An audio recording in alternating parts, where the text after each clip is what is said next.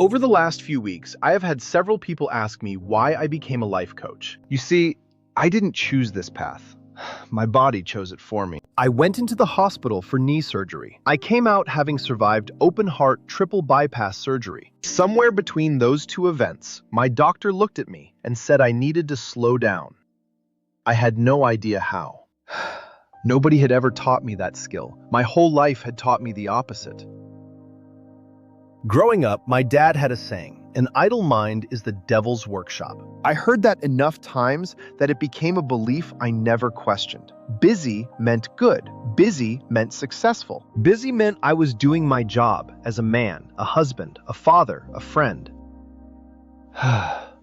So I stayed busy. I kept a packed calendar. I said yes to everyone. Other people's problems became my problems, and I carried them like they were mine to fix. I couldn't remember the last time I said no to someone who needed something from me. I ignored myself completely. My health paid for it. My family paid for it. And I didn't see any of it happening until I was lying in a hospital bed with my chest cracked open, wondering how I got there. It was a hospital room that changed everything. While I was recovering, 4 people spoke into my life within the span of a few days. My wife, a hospital chaplain, a physical therapist, a nurse. All of them said some version of the same thing. They noticed I'd kept a positive attitude, and they told me I had something to offer. That planted a seed, and it connected to something I'd buried 20 years earlier. In college, I studied to be a pastoral assistant with a minor in pastoral counseling. I never used it. Life got busy, and that calling sat quiet for 2 decades. Lying in that bed, all of it came rushing back. I started to believe this was God showing me what I was supposed to be doing with my life the whole time. I tried to go back to busy. My body said no. I'm stubborn. Once I recovered, I tried to return to my old pace. My body wasn't having it. I landed back in the hospital twice more. 3 trips to the hospital to learn a lesson I could have learned from a book if I'd been willing to slow down long enough to read one. That's when I found the idea that changed how I see time completely. Every person on Earth gets 168 hours in a week. Not 1 hour more. You can't earn extra hours. You can't buy them. The problem was how I stewarded it. What is interesting is that most people know their bank balance down to the dollar, yet almost nobody knows their time balance. I didn't either until I sat down and tracked exactly where my 168 hours were going for a couple of weeks. What I found scared me. I was scrolling social media 3 to 4 times more than I ever would have guessed. I was answering everyone else's problems before I addressed my own. I was spending far less time with my family than I believed.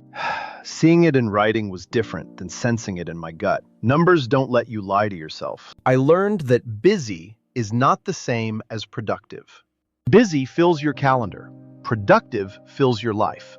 They are not the same thing.